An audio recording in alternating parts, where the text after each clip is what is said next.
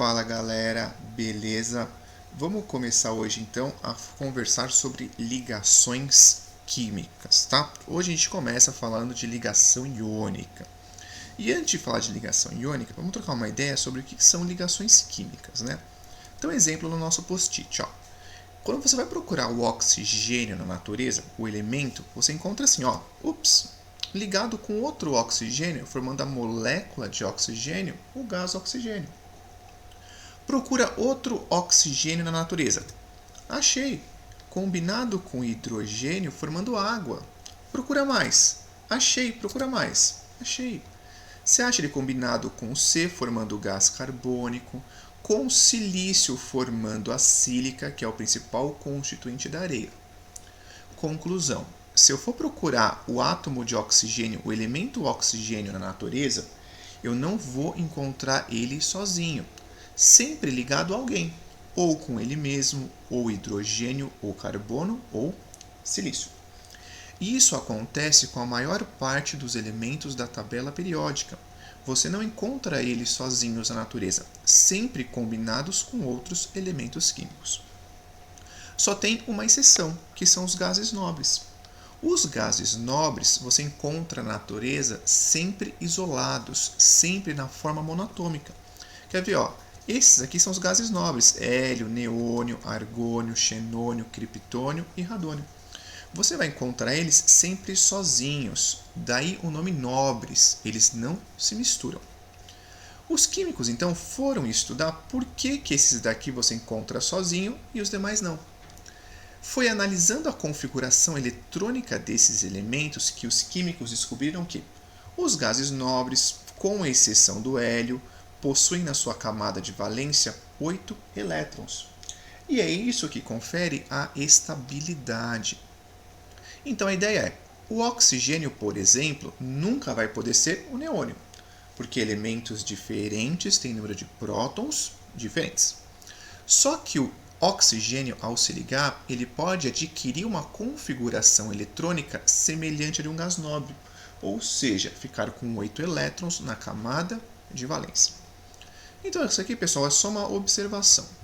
Então, por que os elementos se ligam? Para ficarem mais estáveis. Mais estável na química significa com menor energia. Como é que eles adquirem essa estabilidade? Tendo uma configuração eletrônica semelhante a de um gás nobre. Como o gás nobre tem 8 elétrons na camada de valência, a gente vai chamar isso de teoria do 8. Teoria do 8, teoria do 8, teoria do octeto. 8 elétrons na camada de valência. Esses são do hélio, tá? Depois a gente comenta. Então pensa na volta, ó. Se ele tiver 8 elétrons na camada de valência, ele vai adquirir uma configuração eletrônica semelhante a de um gás nobre. Ou seja, ele fica mais estável. Por consequência, ele acaba fazendo uma ligação química. Então a ideia é ficar mais estável, a consequência é ligar. Então a primeira ligação que a gente vai ver agora é a ligação iônica. Iônica, repita, iônica. Ela acontece entre íons. E tem o íon positivo e o íon negativo.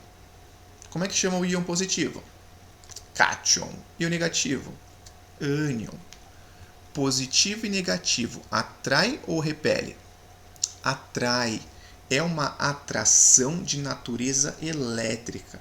Por isso que a ligação iônica também pode ser chamada de uma ligação eletrostática. E vamos direto para um composto iônico. O mais famoso, cloreto de sódio, principal constituinte do sal de cozinha. Tem um cátion, tem um ânion. Depois eu te mostro de onde que veio essas cargas, tá? Então vamos pensar nas propriedades dos compostos iônicos. Quer ver? Composto iônico é sólido a 25 graus. Pensou em propriedade de composto iônico? Lembra do sal de cozinha, ó. Ele é sólido aqui e agora.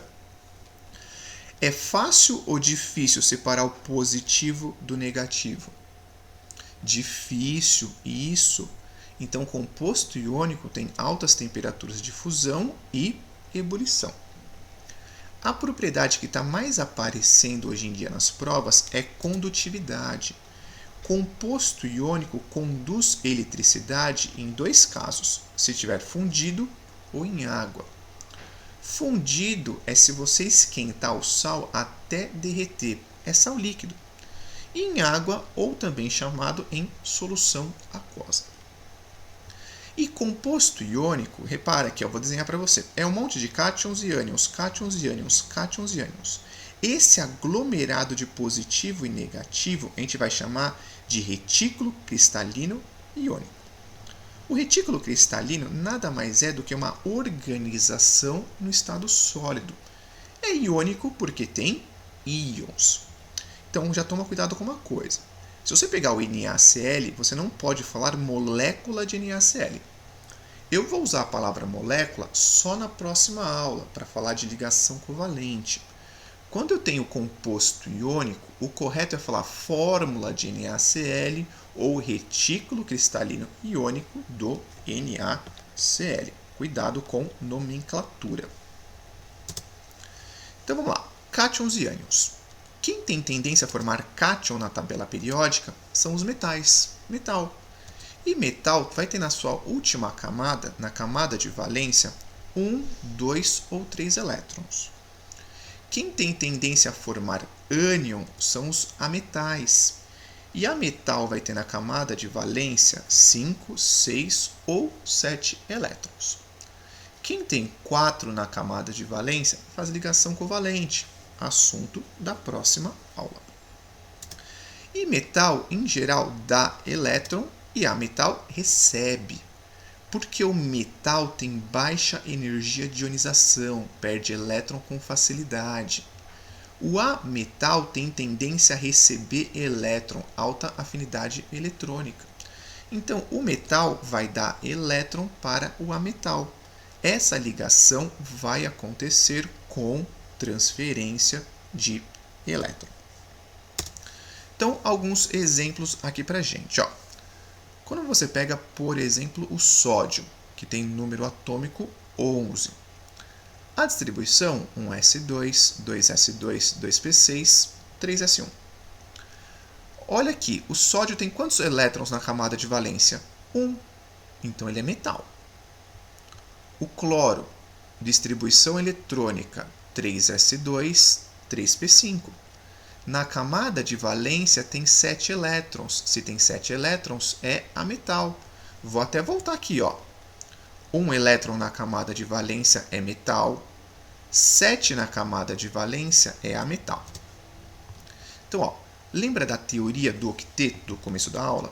O objetivo é se ligar para obter 8 elétrons na camada de valência. Então, o sódio, repara, tem duas possibilidades. Se ele perder esse elétron, ele vai perder essa camada.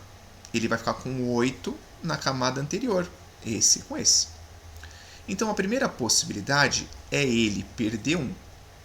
Ou ele perde 1, ou ele pode ganhar o que falta para 8. Ele pode ganhar 7. O que é mais fácil para ele? Perder 1 ou ganhar 7? Isso, perder 1. Então, o sódio tem tendência a perder elétron. O cloro é o contrário.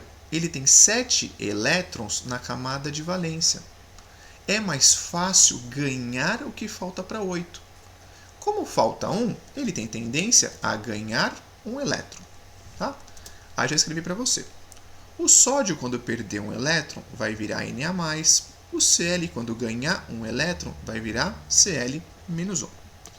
E vamos lá. Positivo e negativo. Atrai ou repele? Isso, atrai, vai atrair. Na+, Cl-. Todo composto iônico tem que ser eletricamente neutro. O número de cargas positivas tem que ser igual ao número de cargas negativas. E repara, já tem uma positiva com uma negativa. Ele já está eletricamente neutro. Fórmula do composto NaCl. Vamos lá. Se é composto iônico, tem alto ponto de fusão, alto ponto de ebulição. É sólido nas condições ambientes. Quando é que o sal conduz corrente elétrica? Se eu fundir ele ou se eu jogar na água. Próximo exemplo. Magnésio com oxigênio. O magnésio tem 2 elétrons na camada de valência. Ele é um metal. O oxigênio tem 6. Ele é um ametal. Então, repara, o metal ele tem tendência sempre a perder o elétron. Porque como ele tem 2, se ele perder esses 2, repara, na camada anterior ele vai ficar com 8. Olha o oxigênio. Como ele tem 6, é mais fácil ganhar o que falta para 8. Então, o magnésio tem tendência a perder 2 elétrons, aí ele vai ficar com 8 na camada de valência. O oxigênio tem tendência a ganhar 2 elétrons. Como o magnésio perde 2, mais 2. Como o oxigênio ganha 2, oxigênio menos 2. Positivo e negativo, atrai ou repele? Atrai. Ó, é uma atração de natureza elétrica. Mais 2 com menos 2. Todo composto iônico tem que ser eletricamente neutro. O número de cargas positivas igual ao número de cargas negativas. Já está igual, ó, mais 2 e menos 2. Então, forma do composto, MgO. Se é composto iônico, qual que é o estado físico aqui e agora? Sólido. Quando é que conduz corrente elétrica? Fundido ou em água. Tem elevada temperatura de fusão e elevada temperatura de ebulição.